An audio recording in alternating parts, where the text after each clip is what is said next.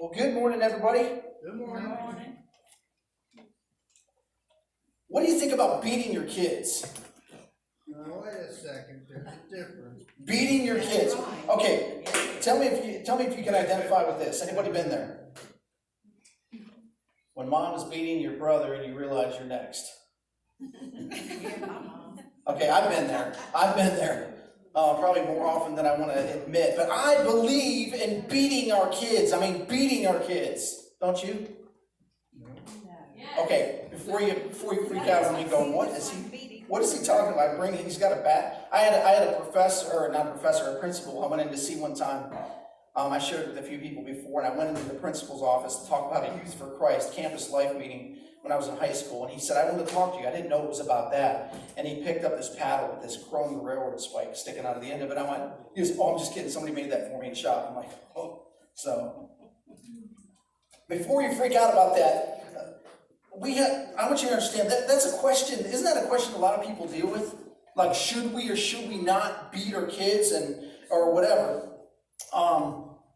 Because we live in a world that most often tries to deal with the later symptoms of people's problems later in life rather than applying God's cure from the very beginning. And they try everything else and they wait till things really blow up. So when I say I believe in beating our kids, I want you to understand what I'm saying. I'm not talking about a physical beating right now. I believe in beating our kids to the start of an unhealthy adulthood by instilling godly practices in them from their childhood. So I don't have you worried now, do I? Too much? Okay. I was trying to think how I wanted to bring that out this morning, but I want us to look at the motivation that drives us and how we can build those practices or disciplines into our kids' lives, but not only our kids' lives, but more importantly, what the Bible says and how God first disciplines us as adults, as parents, to be the role model to do the same for our kids. Because if you remember Pastor Justin from last week, we put it out on Facebook, I think. If we want our kids to be walking within the boundaries of Jesus, then we need to be walking within them too.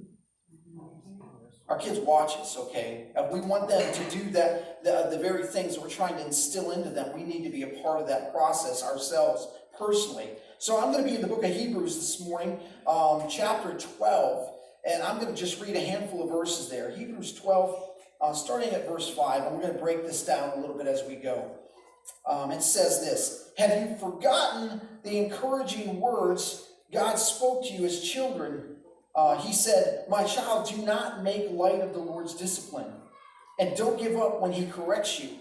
For the Lord disciplines those he loves, and he punishes each one he accepts as his child. As you endure this divine discipline, remember that God is treating you as his own children. Who ever heard of a child who is never disciplined by his father? If God doesn't discipline you as he does all of his children, it means that you are illegitimate and are not really his children at all. Since we respected our earthly fathers who disciplined us, shouldn't we submit even more to the discipline of the Father of our spirits and live forever? For our earthly fathers disciplined us for a few years, doing the best they knew how. But God's discipline is always good for us, so that we might share in his holiness. No discipline is enjoyable while it is happening. It's painful. But afterward, there will be a peaceful harvest of right living for those who are trained in this way. Trained in this way. So what I want to do today is I want to lay out just a few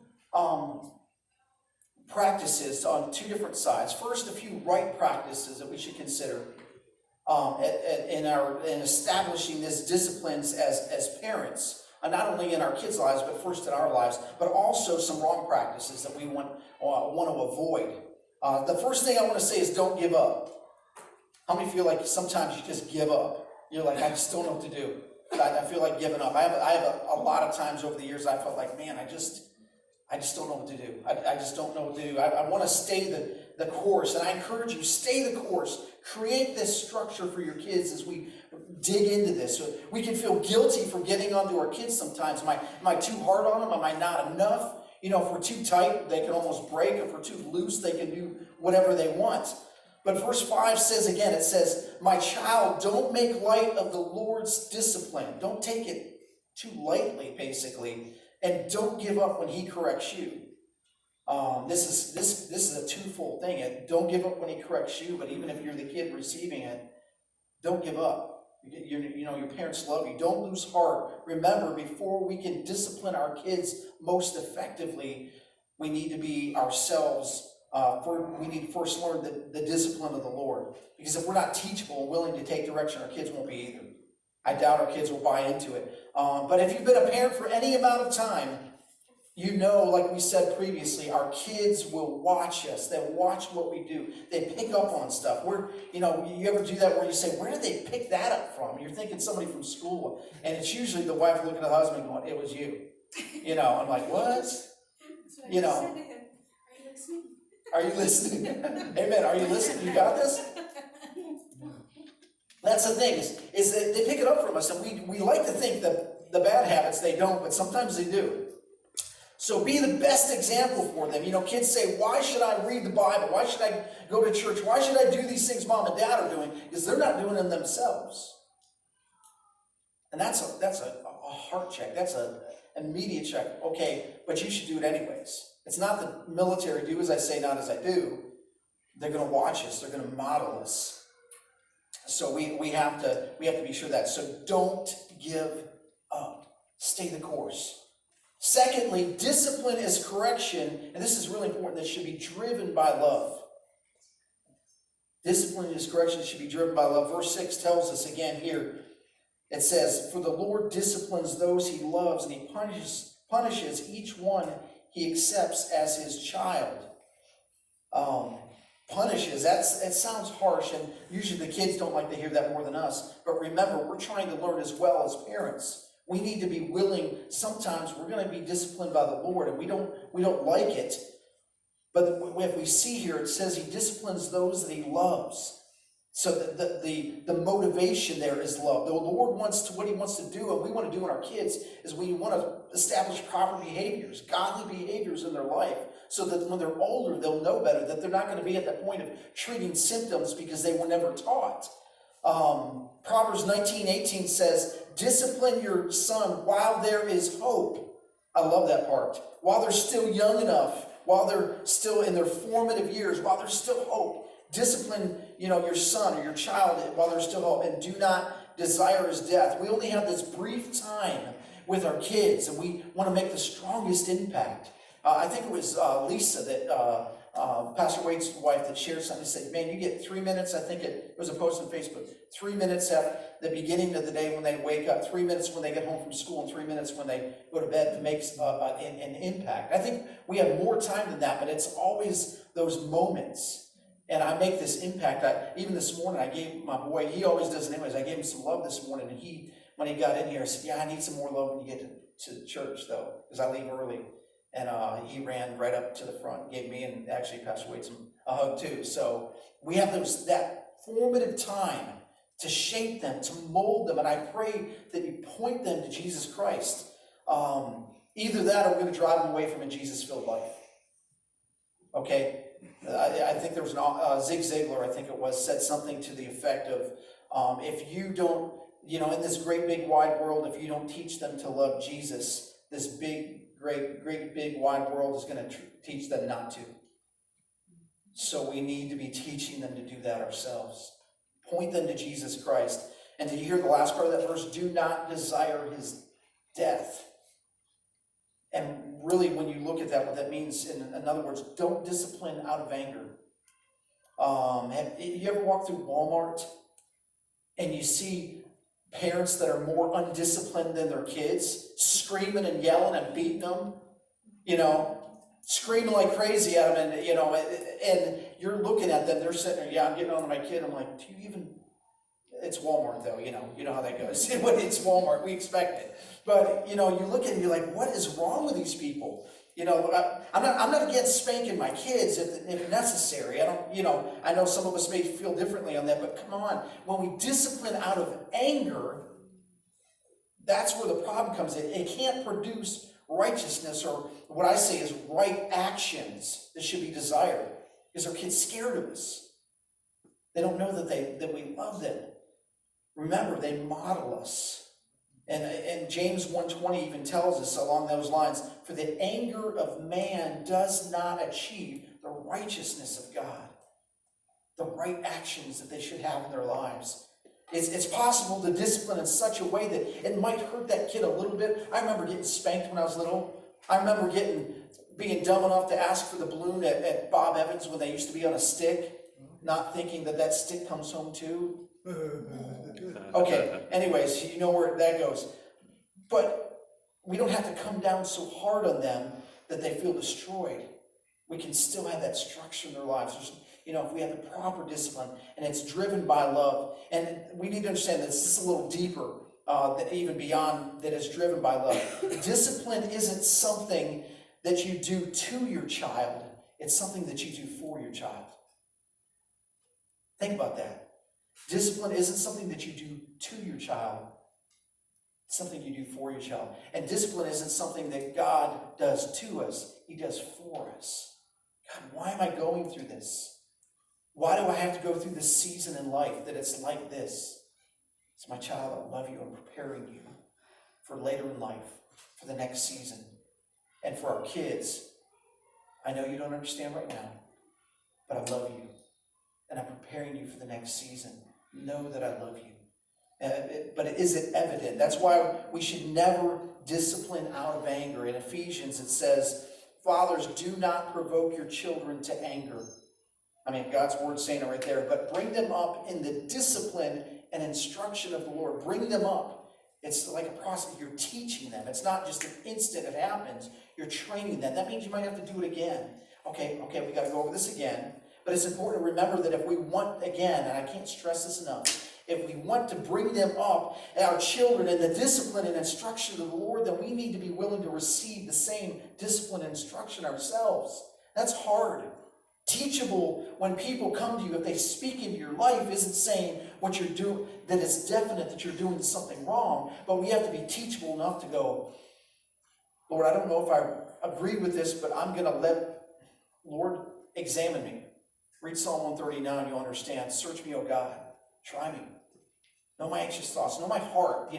If there's anything that's right about what they're saying, if there's any wicked way in me, it says, God, show it to me. That's being teachable. It doesn't mean you might pray through it and God shows you. No, you're not. You don't struggle with that. It might be that, but it's that willingness to be teachable. But also the other thing, don't hang that punishment over your kid's head for too long. A lot of times we're like, I'll get to you later about that. And they're just like living in fear for the day.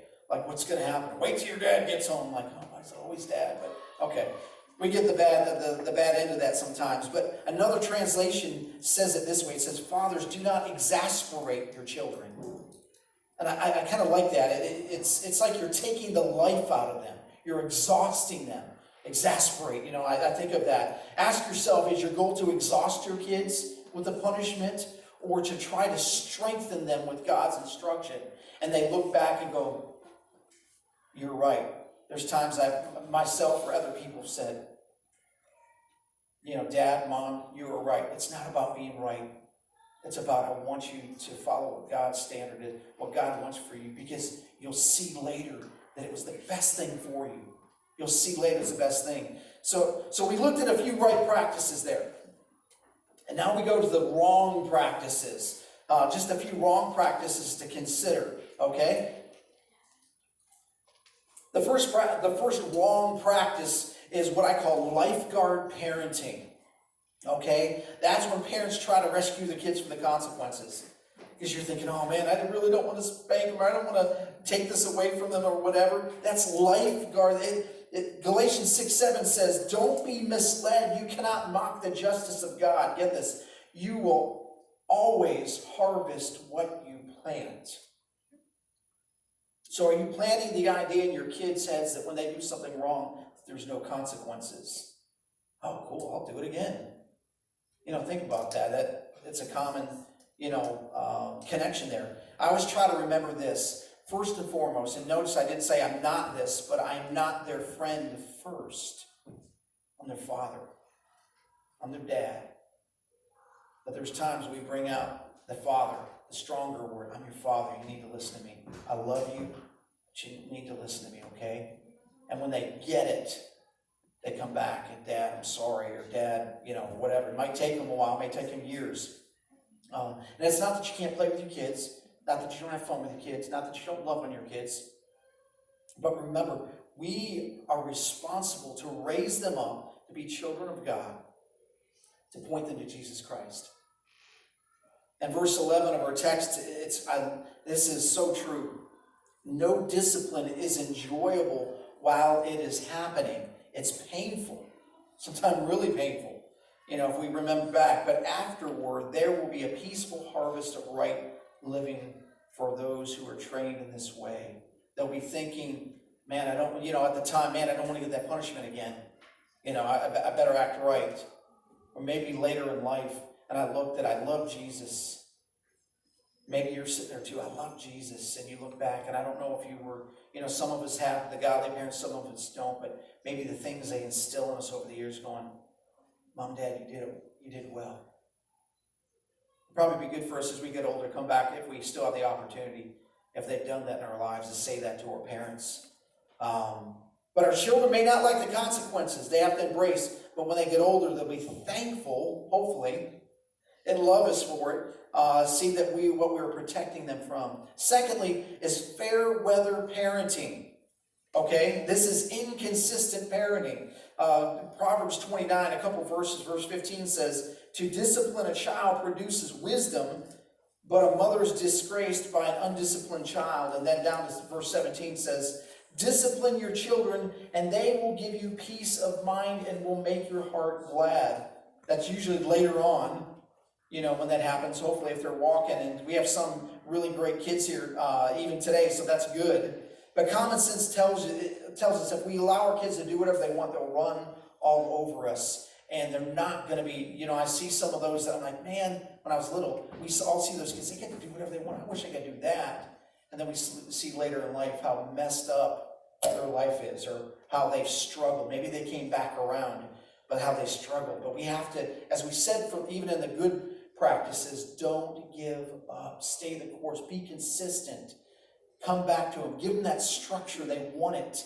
They do better. That's why some guys that go in the military that have that rough time when they get in the military, man, they're doing so well. Why is that? Because they have that structure that they give them. They drill it into them over and over and over and over again.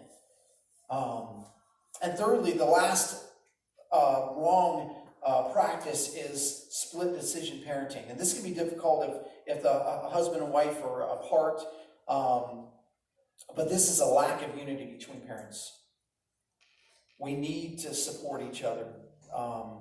If you disagree with your spouse on what's happening or what's going on, even if it's in the moment, go away from the kids and talk to them about it. Your spouse, talk to him. I'm like going, okay, that's probably the way it is. Honey, I'm the wife. I'm going to go and take care of you. See what he nodded his head back there, going, oh yeah. But work it out away from them, because you want to bring a united front so they have stability. They know that mom and dad are on the same page. They might not agree on everything, but they're saying, listen, this is what we've decided. Maybe it was a compromise, but this is what we've decided. And it shows them how they will need to be when they're in your shoes one day. Man, my mom and dad loved each other. They didn't always agree, but they always agreed on a solution when they dealt with me. And I thank them for it. Not to mention that you won't undermine each other's attempts to help your children mature and grow. If you remember, when you get married, the two shall become what? Anybody know? One. Be united in your marriage, and you'll be more stable in your parenting. And if that means you need to take a break, need somebody to watch the kids or whatever, and need to get out and just have that time, it's important that you're united in that marriage, because the kids see it. However the relationship is, they'll see it. So as we wrap up, I've got a few parental action steps I want to kind of show you. Something you can do in the next 24 to 48 hours that you can put into practice. Maybe some of these things you already put into practice. We'll go through those. First parental action step that we have today that I want you to think about as we're wrapping up is this. If you're not already, start reading a devotional. Oh, if I can write. Start reading a devotional. Read one as a parent so that you can instill, maybe your kids are like, man, what is that? For one, they catch you doing it. You ever catch, I don't know if you've ever caught mom, I know I've caught my mom several times or my dad at different locations, see where their devotional's at and where they're at. My dad goes, yeah, did you see it there? When I was little, I used to check the date. Did he read it today? I don't know why I did, but I did. But so if I did that, makes me wonder with my kids too. Read devotional. If you've got your smartphone, YouVersion Bible app, if you're more online and you want to read something, ODB, yeah, www, you got to put that on, right? Is it .org? It's .org. OurDailyBread.org. And you can read, it has a verse, it has a scripture with it. You have a devotional here. You want to be able to do that. I've got a few here. I did this one. We do this one with Gabe at most nights. This is one, if you know who Louis Giglio is. This is 100 devotions about God and science. And he always asks questions. Dan, can I read this part? Can I do this part? This one is mine. I don't have that. This is our own one. But there's all kinds. Here's some for some of the younger kids that we have here that are good. You know, it has snuggle time prayers. And they go, what does that do? I said, for a little kid, it's great. Count my blessings. It says some of these. There's a few of those there. I'll actually have those back there. If you're somebody that doesn't have one for your kids. 365 devotions for a thankful heart. This is the ladies' one. This is a good one. Craig Rochelle. Actually, his church are the ones that put together the YouVersion Bible app. He does a lot of great series. This series actually that we're doing is based on his. Daily Power. This is 365 days, a year long, that you can go through. I'm going to have that back there if one of the guys is interested in that. And even this for the teens. And one of you I want this right now. I'll kind of hand that back. This is a 365 Max Lucado or Lucado. One God, one plan, one life. 365 day student devotional. If you guys want that. I picked up a few to show you. I've got a sheet back there with a few others. Some of them that are here, but you can go on Amazon, whatever, and pick up some for pretty cheap. That's one action step you can do. You can go online, you can go order one and get it to you. Start journaling, and if you're journaling, get one of the journals that we have in the back that we talked about. Get one of those if you want to start. Get a notebook, just a notebook pad, spiral bound. You can start journaling, then your kids, talk to your kids, man, this is what God was showing me today. You're starting to instill those godly practices, those disciplines. Second is a devotional with your kids. Do some of these like we're saying. Do devotional with your kids. Sit down with them each night, or each morning, or whenever you have an opportunity. Maybe talk to them about that.